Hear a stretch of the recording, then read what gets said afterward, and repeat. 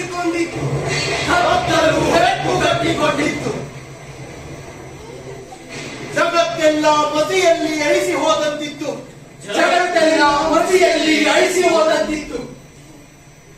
ಬಿರುಸಾದ ಗಾಳಿ ಒಂದೊಂದು ಸಾರಿ ಬರದಿಂದ ಬೀಸುವುದು, ಬಿರುಸಾದ ಗಾಳಿ ಒಂದೊಂದು ಸಾರಿ ಬರದಿಂದ ಬೀಸುವುದು. ಒಮ್ಮೆ ಮುಕ್ಕರಿಸಿ ನಿಲ್ಲುವುದು, ಒಮ್ಮೆ ಮುಕ್ಕರಿಸಿ ನಿಲ್ಲುವುದು.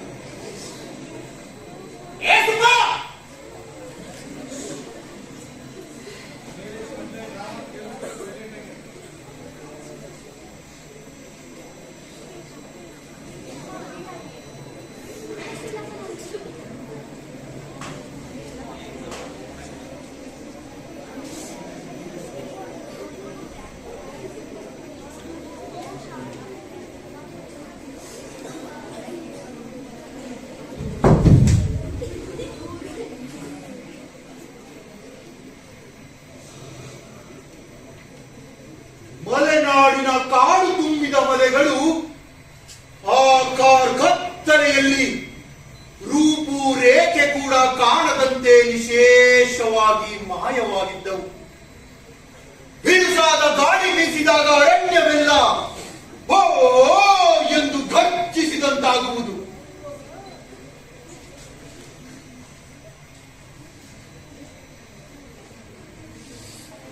ಗಾಳಿ ಮೃದುವಾದಾಗ ಕಾಡಿನ ಮರಗಳ ಮೇಲೆಯೂ ಮನೆಗೆ ಹೊದಿಸಿದ ಹಿಂಚುಗಳ ಮೇಲೆಯೂ ಮನೆಯ ಬಳಿಯಿದ್ದ ಅಡಿಕೆ ಬಾಳೆಯ ತೋಟದ ಮೇಲೆಯೂ ತೋರ ಹನಿಗಳು ಬಿದ್ದು ಬಿದ್ದು ಟನ್ ಟನ್ ಸರ್ ಎಂದು ನಾನಾ ವಿಧವಾಗಿ ವಿಷಣ್ಣವಾಗಿ ರವ ಮಾಡುವುದು. ಆ ಮಳೆಗಾಳಿಗಳ ಚಿಟಮಿಟಿಯನ್ನು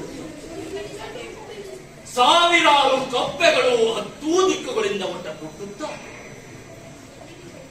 ತಲೆ ಚಿಟ್ಟು ಇಳಿಸುತ್ತಿದ್ದ. ಅವುಗಳ ಜೊತೆಗೆ ಕೆಲವು ನಿಶಾಚರ ವನ್ಯ ಕ್ರಿಮಿಗಳು ಮರದ ಪುಟರೆಗಳಲ್ಲಿ ಕುಳಿತು ಕರ್ಕಶವಾಗಿ ಕೀಳುತ್ತಿದ್ದವು. ಮನೆಯ ಬಳಿಯಿದ್ದ ತೆಂಗಿನ ಮರಗಳಲ್ಲಿ ಗರಿಗಳು ಗಾಳಿಗೆ ಚಿರಮರ್ಮರನಾದಗೆದ್ದು ಸಸ್ತಿಗೆ ಸತ್ತನ್ನು ಸೇರಿಸುತ್ತಿದ್ದವು.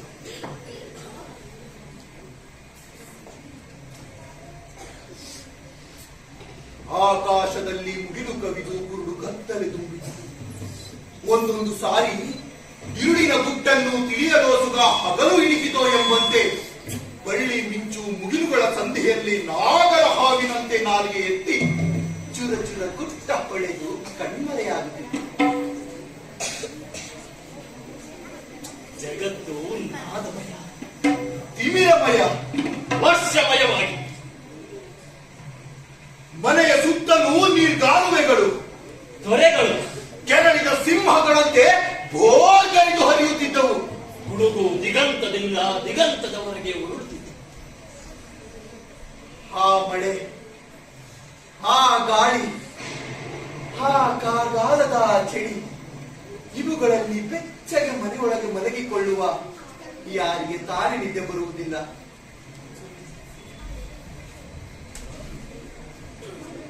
ಮನೆಯಲ್ಲಿ ಎಲ್ಲರೂ ಗಾಢ ನಿದ್ರೆಯಲ್ಲಿದ್ದರು. ಈಗಿರಲು ಒಂದು ಸಾರಿ ಗಾಳಿ ಭಯಂಕರವಾಗಿ ಬೀಸಿತು, ಮಳೆ ಭಯಂಕರವಾಗಿ ಬಿತ್ತು, ಮಿಂಚು ಭಯಂಕರವಾಗಿ ಮಿಂಚಿತು. ಕೂಡಲೇ ಭಯಂಕರ ಭಯಾನಕವಾಗಿ ಸಿಡಿ ಎರಗಿತು. ಬ್ರಹ್ಮಾಂಡವೇ ಕೆಳಗೆ ಬಿದ್ದು ಗಾಜಿನ ಬುಡೆಯಂತೆ ಪಡಪಡನೆ ಕುಡಿಯಾಯ್ತೋ ಎಂಬಂತೆ ಸಿಡಿ ಎರಗಿತು.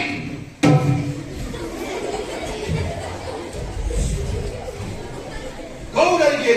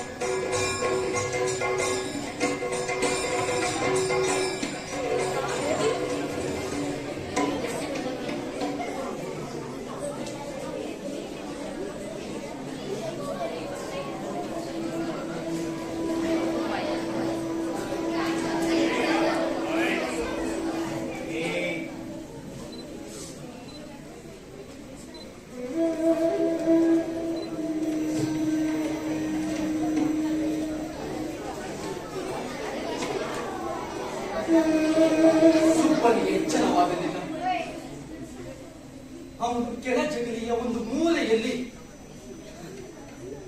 ಯಾರೋ ದಾನ ಮಾಡಿದ್ದ 2 ಗೂಡು ಚಿಂದಿ ಕಂಬಳಿಗಳನ್ನು ಬಲವಾಗಿ ಸುತ್ತಿಕೊಂಡು ಎದೆ ಏರಿಸಿದ ಬಿಲ್ಲಿನಂತೆ ಬಾಗಿ ಬಿದ್ದಿದ್ದರು.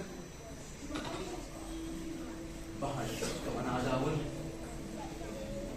ದಿನವೆಲ್ಲ ದೊಡ್ಡರೊಡನೆ ಕೆಲಸ ಮಾಡಿ ತಣಿದಿದ್ದನು. ಅನಾಥರಿಗೆ ಪರಮ ಜನನಿಯಾದ ನಿದ್ರಾ ದೇವಿಯ ಮಡಿಲಿನಲ್ಲಿ ಆ ಪರದೇಶಿ ಬಾಲಕನು ಮರಮಟ್ಟು ಬಿದ್ದಿದ್ದನು.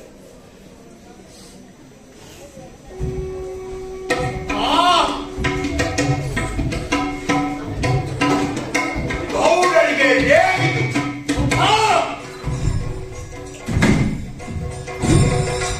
ಎರಡು ಮೂರು ಸಲ ಕೂಗಿದರು. ಆ ಮನೆಯ ಕಡಿಮೆಯಲ್ಲಿ ಅವರನ್ನು ಅವರಿಗೆ ಕೇಳಿಸುತ್ತಿರಲಿಲ್ಲ. ಆದರೂ ಕೂಗಿದರು.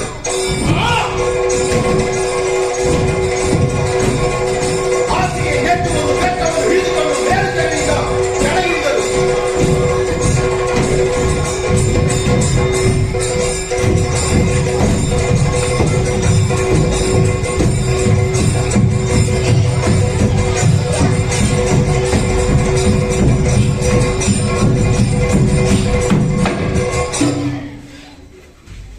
ಸುಬ್ಬಾ! ಸುಬ್ಬಾ! ಏ ಸುಬ್ಬಾ! ಛೆ!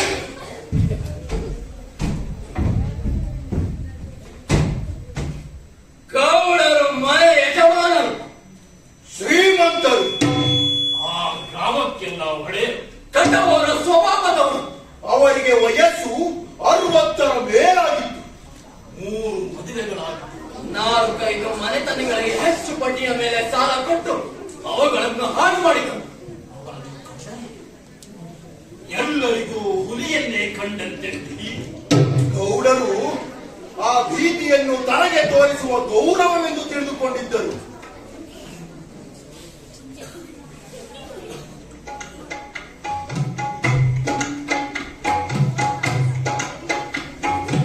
ಗೌಡರು ಮೈತುಂಬ ನಾಮದ ಪಟ್ಟಿ ಹಾಕಿಕೊಳ್ಳುತ್ತಿದ್ದರು.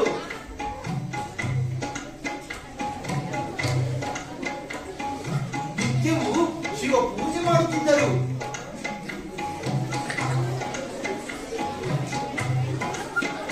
ಹ, ಅವರಿಗೆ ಯಮನಿಷ್ಠರಿಗೆ ತೊಂದರೆ ಇರಲಿಲ್ಲ.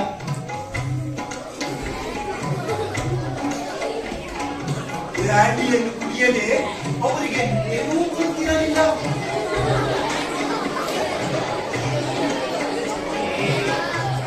ಬ್ರ್ಯಾಂಡಿಯನ್ನು ತೆಗೆದು ಶೀಸೆಯಿಂದ ಗ್ಲಾಸಿಗೆ ಹಾಕುತ್ತಾ ಹೊರಗಿನವರಿಗೆ ತಾವು ದೇವರ ಧ್ಯಾನದಲ್ಲಿರುವರೆಂದು ತಿಳಿದುಕೊಳ್ಳಲೆಂದು ಮುಚ್ಚುಳ ತಿಳಿಯುವ ಸದ್ದು ಹಾಗೂ ಗ್ಲಾಸಿಗೆ ಹುರಿಯುವ ಸದ್ದು ಹೊರಗಿನವರಿಗೆ ಕೇಳಿಸಬಾರದೆಂದು ಹರಿನಾರಾಯಣ ಹರಿನಾರಾಯಣ ಹರಿನಾರಾಯಣ ಇದೇನು ಮನವೇ?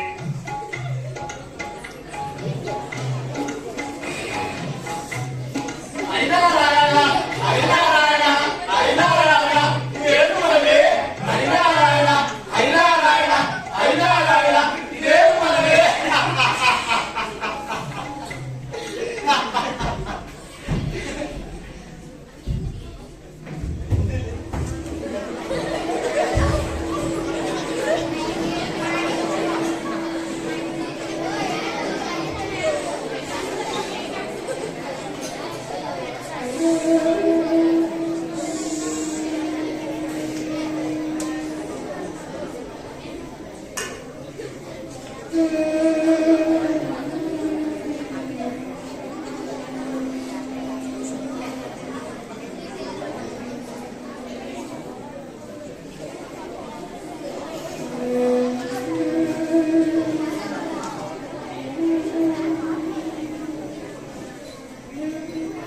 ಸುಬ್ಬ 7-8 ವರ್ಷದ ಹುಡುಗ.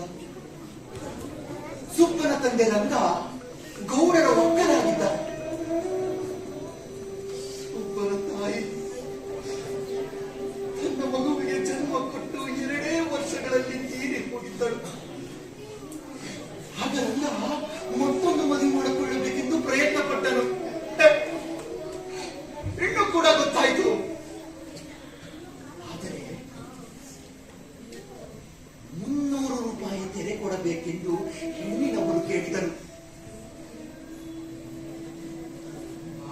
ಬಲರಂಗನು ಗೌಡನ ಬಳಿ ಬಂದು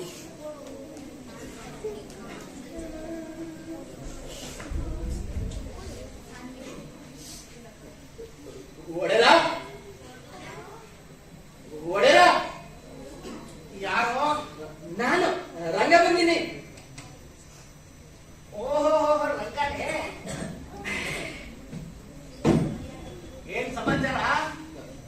ಒಡೆರ ಒಂದು 300 ರೂಪಾಯಿ ಸಾಲ ಬೇಕಿತ್ರ. ಏನು?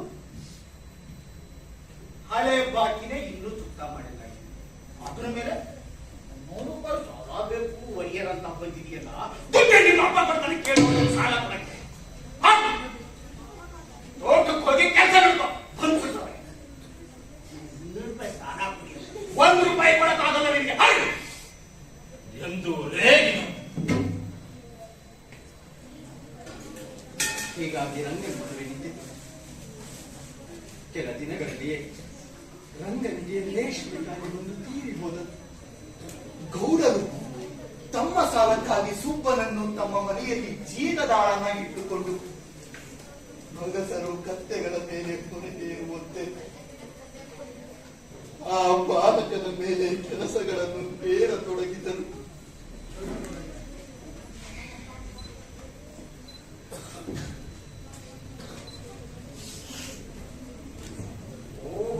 ನೀನು ಹೀಗೆ ತಿಳ್ಕೊಂಡಿದ್ಯಾ?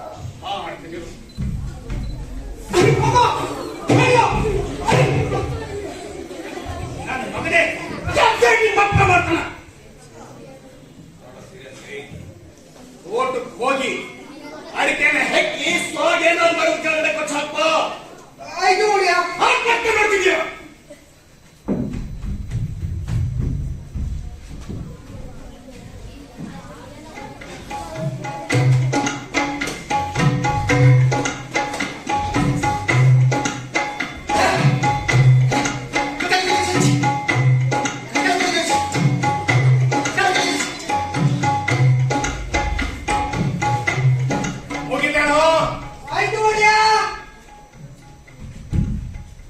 ದನಕರುಗಳಿಗೆ ಹುಲ್ಲು ಹಾಕಿ ಒಟ್ಟಿಗೆ ಸಗಣಿ ಗೊಬ್ಬರಕ್ಕೆ ಹಾಕ್ಬೋ. ಆಯ್ತು ಒಡೆಯ.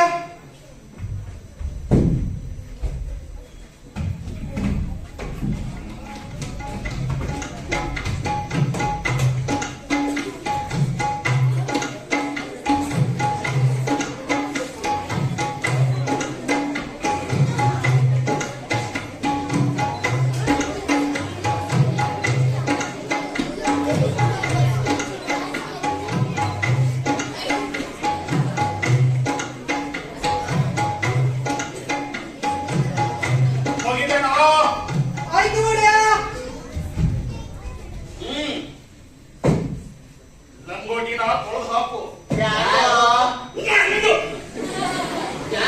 ಬೇಡ ಆಯ್ತು ಒಡೆಯ.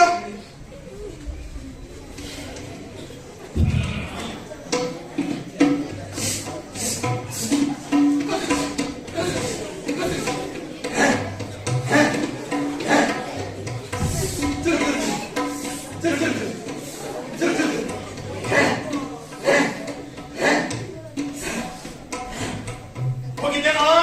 ಆಯ್ತು ಒಡೆಯ. ಬಂದು ಓಲೊತ್ತು ಅನ್ನಲ್ಲ ಕಾಲು ಕಾಲು ಸುಬ್ಬನ ಕೈಲಾಗಲಿ ಆಗದೆ ಹೋಗಲಿ ಕೆಲಸ ಮಾಡಲೇಬೇಕಿತ್ತು. ಗೌಡರು ಆವಾಗ ಹುಡುಗರಿಗೆ ಬುದ್ಧಿ ಬರಲೆಂದು ಹೊಡೆಯುತ್ತಿದ್ದರು.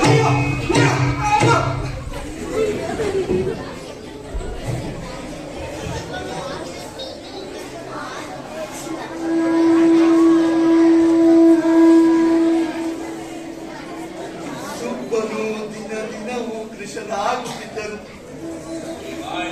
ಅವನಿಗೆ ಎಲ್ಲಿಯಾದರೂ ಜ್ವರ ಬಂದು ಮಲಗಿಕೊಂಡರೆ ಗೌಡರು 2 ಗುದ್ದು ಏರಿ ಅವನನ್ನು ಕೆಲಸಕ್ಕೆ ತಪ್ಪುತ್ತಿದ್ದರು.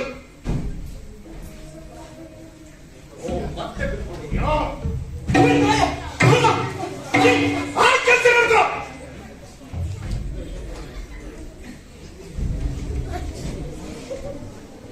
ಆ ಹುಡುಗರು ಜ್ವರದ ಚಳಿಯಲ್ಲಿ ನಡುಗುತ್ತಾ ಕೆಲಸಕ್ಕೆ ಹೋಗುವರು. ಒಂದು ಸಾರಿ ಇತರ ಆಳುಗಳು ಸುಬ್ಬನ ಮೇಲೆ ಕನಿಕರದಿಂದ ಅವನನ್ನು ಮಲಗುವಂತೆ ಹೇಳಿ ತಾವೇ ಅವನ ಕೆಲಸವನ್ನು ಮಾಡುತ್ತಿದ್ದರು. ಗೌಡರು ಬರುವ ಸೂಚನೆ ತಿಳಿದು ಕೂಡಲೇ ಅವನನ್ನು ಎಚ್ಚರಿಸುವರು. ಆ ಹುಡುಗರು ಮತ್ತೆ ಆ ಜ್ವರದ ಭರದಲ್ಲಿ ತತ್ತರಿಸುತ್ತ ಕೆಲಸಕ್ಕೆ ಕೈ ಹಾಕುತ್ತಿದ್ದನು. ಹೀಗೆ ಆ ನಾಸನು ದಿನ ದಿನವೂ ಸುಡುಗಾಡಿಗೆ ಸಮೀಪವಾಗುತ್ತಿದ್ದನು. ಸುಡುಗಾಡಿಗೆ ಸಮೀಪವಾಗುತ್ತಿದ್ದನು.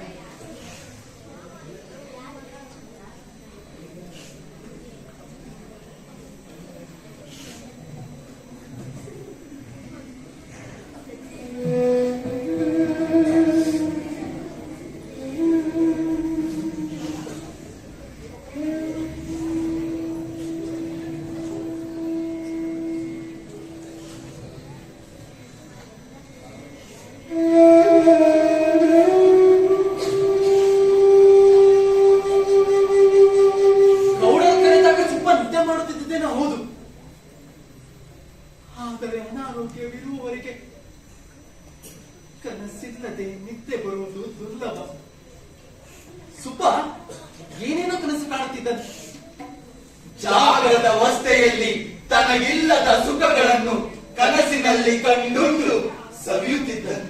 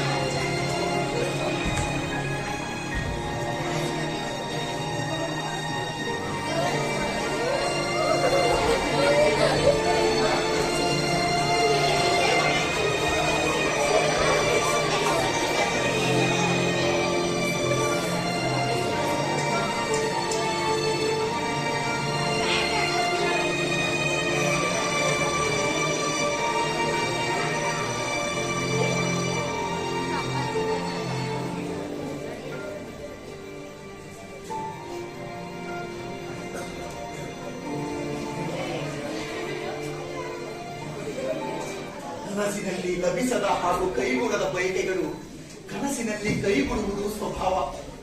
ಸುಬ್ಬ ತನ್ನ ಕನಸಿನಲ್ಲಿ ಒಂದು ದಿವ್ಯವಾದ ಸೌಧದಲ್ಲಿ ನಡೆಯುತ್ತಿದ್ದನು. ಅಲ್ಲಿ ಅವನು ಕೆಲಸ ಮಾಡಬೇಕಾಗಿ ಇರಲಿಲ್ಲ. ಕೈಗೆ ಕಾಲಿಗೆ ಆಡುಗಳಿದ್ದರು, ಜೊತೆಗೆ ಹಾಡಲು ಹುಡುಗರಿದ್ದರು. ವಿಧ ವಿಧವಾದ ಭಕ್ಷ್ಯ ಭೋಜನಗಳು ಅವನು ತಿಂದು ತಿಂದು ಮುಗಿಯುವಷ್ಟಿದ್ದವು.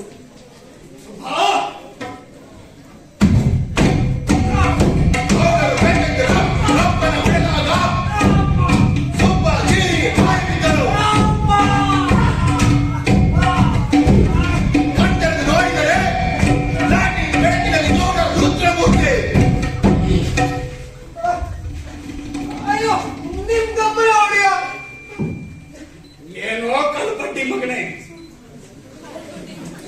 ಉಳ್ಳಿದ್ದೆ ಮಾಡ್ಕೊಂಡು ಇಲ್ಲಿ ತಿಳ್ಕೊಂಡಿದೀಯೋ?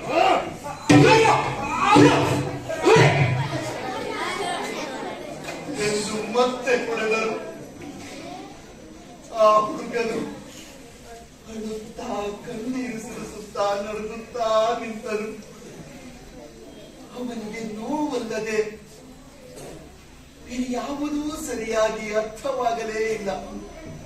ಗೌಡರು ಕಠೋರ ಧ್ವನಿಯಿಂದ ನಡೆಯೋ ಹೊರಗಳ ಗದ್ದೆಗಿರು ಕೂಲಿನ ನೋಡ್ಕೊಂಬ ಎಂದು ಮತ್ತೆ ಬೆತ್ತೈತಿದ್ದರು.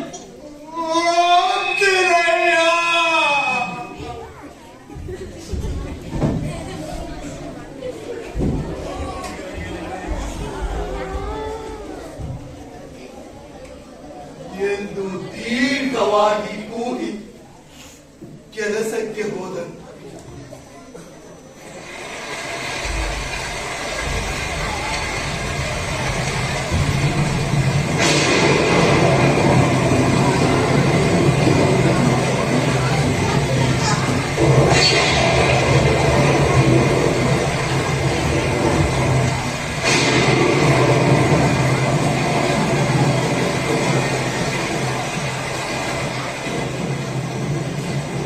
ಮಳೆಗಾಲದಲ್ಲಿ 10 ಮೀನಿನ ಸಮಯದಲ್ಲಿ ರೈತರು ಕೂಣೆ ಹಾಕಿ ಮೀನು ಹಿಡಿಯುತ್ತಾರೆ.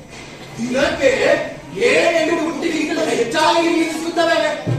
ಆ ದಿನ ಹಗಲಿನಲ್ಲಿಯೇ ಗೌಡರು 4-5 ಬುಟ್ಟಿ ಮೀನು ಸಿಕ್ಕುತ್ತದೆ.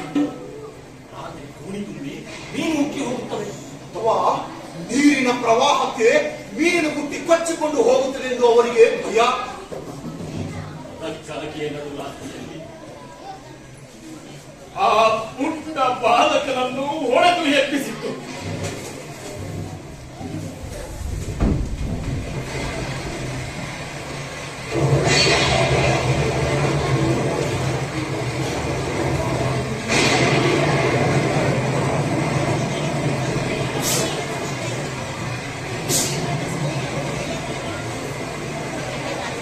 ತುಂಬಾ ದೊಡ್ಡದನ್ನು ಮೀನು ಮುಟ್ಟಿ ಹೊತ್ತುಕೊಂಡು ಕೈಯಲ್ಲಿ ಲಾಠಿಯನ್ನು ಹಿಡಿದುಕೊಂಡು ಕಂಬಳಿ ಕೊಪ್ಪೆ ಹಾಕಿಕೊಂಡು ಹೊರಟರು.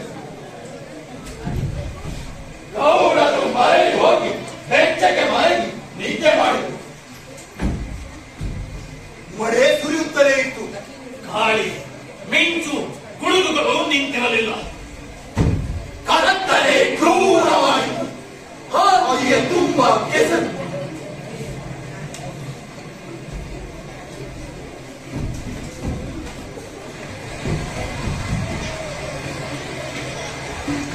ತುಂಬ ಕಾಲಿಟ್ಟಂತೆಲ್ಲ ಪಿಚನೆ ಹಾರುತ್ತಿತ್ತು. ಲಾಠಿಗೆ ಕೆಸರಾದರೆ ಗೌರವ್ ಎಲ್ಲಿ ಮತ್ತೆ ಒಯ್ಯುತ್ತಾರೋ ಎಂದು ಹೆದರಿ ಅದನ್ನು ಶಕ್ತಿ ಮೀರಿ ಎತ್ತಿಕೊಂಡೇ ನಡೆದ. ಕೂಡಿ ಇದ್ದ ಸ್ಥಳ 8-10 ಪರ್ಲಾಂಗಷ್ಟು ದೂರವಾಗಿತ್ತು. ಸುಬ್ಬ ನಡೆದ ಮೃತ ಪ್ರಕೃತಿಯ ಹೊರತು ಮತ್ತೊಂದು ಜೀವ ಜಂತು ಹೊರಗಿರಲಿಲ್ಲ.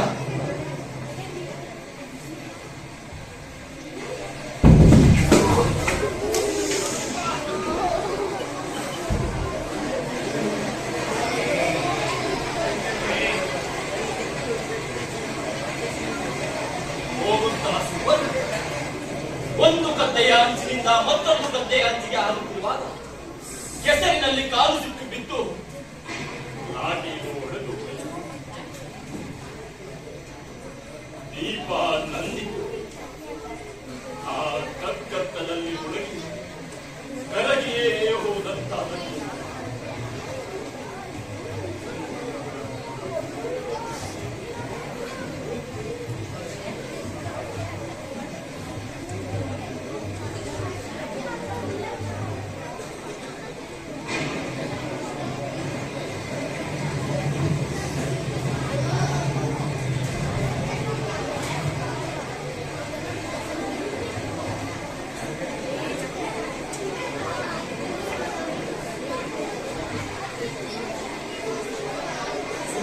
ಗದ್ದೆ ಅಂಚಿನ ಮೇಲೆ ಕುಳಿತು ಹತ್ತಲು ಲಾಠಿಯನ್ನು ಹೊಡೆದದಕ್ಕಾಗಿ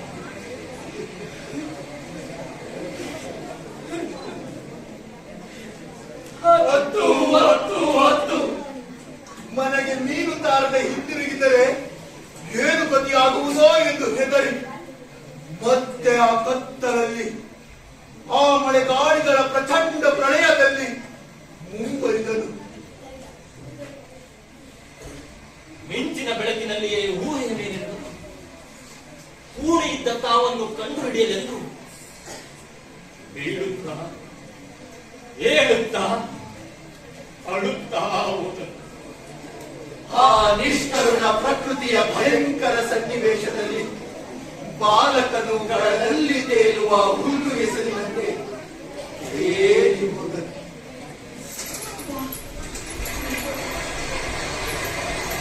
ಚಳಿ ಹೆಚ್ಚಾಯಿತು. ಅಂಬೈಯನ್ನು ಮತ್ತಷ್ಟು ಬಲವಾಗಿಸುತ್ತದೆ. ಏನನ್ನೋ ಕಂಡನಂತೆ ಬೆಚ್ಚಿ ನಡುಗುತ್ತಿದೆ. ಕಡೆಗೆ ಕೋಣಿ ಬಳಸಿ ಸುಬ್ಬ ಕೂಣಿಯ ಬಳಿ ಹೋಗಿ ಕೈಯಲ್ಲಿದ್ದ ಬುಟ್ಟಿಯನ್ನು ಕೆಳಗಿಸಿದ್ದು ಅದು ರಾಜಾಸದಿಂದ ಕೂಣಿಯನ್ನು ಮೇಲಕ್ಕೆ ಕೂಣಿ ನೀರಿನಿಂದ ತುಂಬಿ ಹೋಗಿತ್ತು. ಒಳಗೆ ಮೀನು ಚಳಿ ಎಂದು ಸದ್ದು ಮಾಡುತ್ತಿದ್ದವು. ಕೆಲ ಮೀನುಗಳು ಒಳಪಟ್ಟಿಗೆ ಬಿಡಿದು ಹೊರಗೆ ಬಿಡುತ್ತಿದ್ದವು.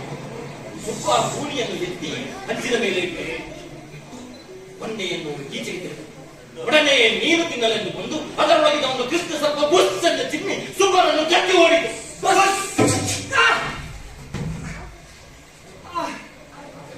ಸುಬ್ಬ ಕಿಟ್ಟನೆ ಚೀರಿದನು.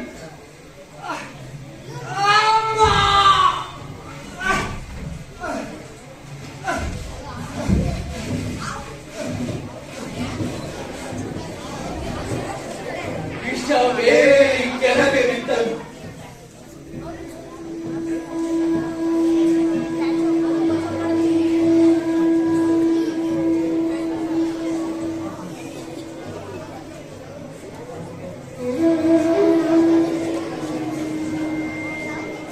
ನೀರು ಘೋರೆಂದು ಹೊಳೆಯಿತು. ಬೆಳೆದ ಪೈರಿನ ಮೇಲೆ ಆಗತಾನೆ ಕೋಪವಾರಿದ ಗಾಳಿ ಸುಯಿಯನ್ನು ಬೀಸಿತು. ಮುಗಿಲು ಮಿಂಚಿತು. ಜಗಚ್ಚಕ್ರವು ಆ ಕ್ಷುದ್ರ ವಿಷಯವನ್ನು ಗಣನೆಗೆ ತಾರದೆ ತಿರುಗುತ್ತಲೇ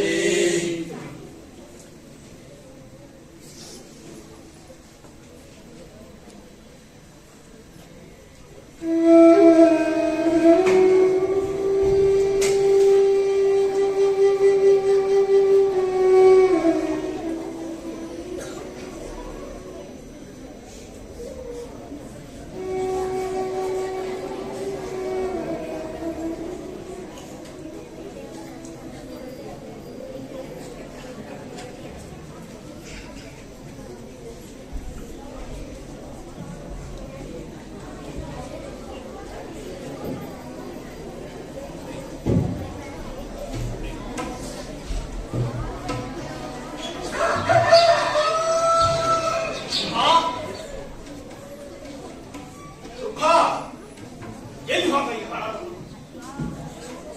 ನಿನ್ನೆ ರಾತ್ರಿ ಗದ್ದೆ ತಾವ ಹೋಗಿ ಕೂಡಿ ನೋಡ್ಕೊಂಬ ಅಂದ್ರೆ ಬೆಳಗಾದ್ರೂ ಕಾಣ್ತಿಲ್ಲ. ಬರ್ಲಿ ನನ್ನ ಕೈ ಸಿಗಲಿ ಚರ್ಮ ಚರ್ಮ ಸುಲಿತೀನಿ. ಸುಬ್ಬ ಸುಬ್ಬ. ಬೆಳಗಾದ ಮೇಲೆ ಗೌಡರು ಸುಬ್ಬ ಬಾರದಿದ್ದುದನ್ನು ನೋಡಿ ಬಹಳ ರೇಗಿದರು. ರಾತ್ರಿ ಕೂಡಿಗೆ ಹೋಗದೆ ಮನೆಯಲ್ಲಿಯೇ ಎಲ್ಲಿಯೋ ಅಡಗಿರಬೇಕೆಂದು ಕೈಯಲ್ಲಿ ತೊಣ್ಣೆ ಹಿಡಿದು ಹುಡುಕಿದರು. ಎಲ್ಲಿಯೂ ಸಿಕ್ಕಲಿಲ್ಲ. ಮತ್ತೂ ರೇಗಿದರು. ಯಾರ ಮನೆಗೆ ಹೋಗಿ ಮಲಗಿರಬೇಕೆಂದು ಸಿಡಿಲಿದರು.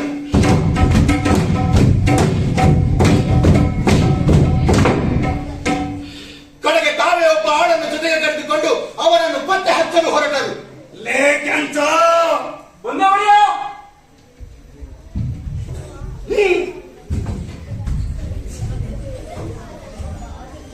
ಹುಡುಗುತ್ತ ಹುಡುಗುತ್ತ ಹುಡುಗುತ್ತ ಹುಡುಗುತ್ತ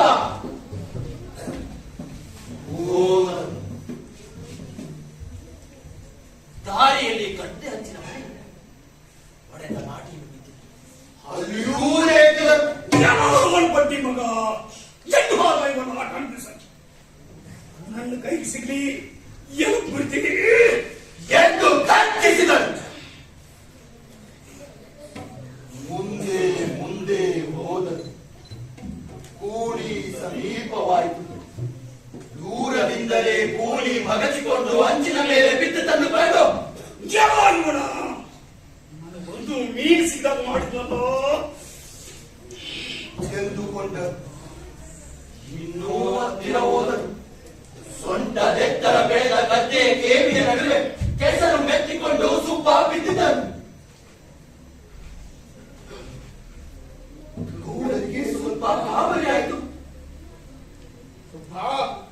ಕರೆದರು. ಹೋಗಕೊಳ್ಳಲಿಲ್ಲ, ಏಳಲಿಲ್ಲ, ಅಲುಗಾಡಲಿಲ್ಲ. ಜೊತೆಗೆ ಬಂದಿದ್ದ ಆಳಿನ ಕೈಯಲ್ಲಿ ಎತ್ತಲು ಹೇಳಿದರು.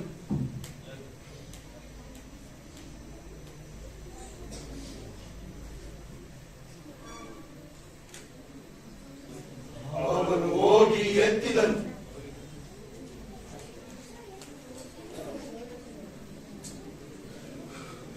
ಎರವು ನಿಮಿರಿ ನಿಂತಿತು.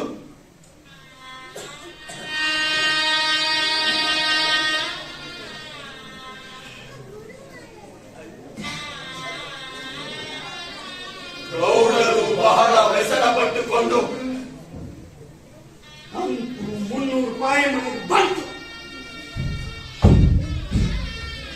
ಎಂದು ನಿಲ್ಲಿಸುವುದನ್ನು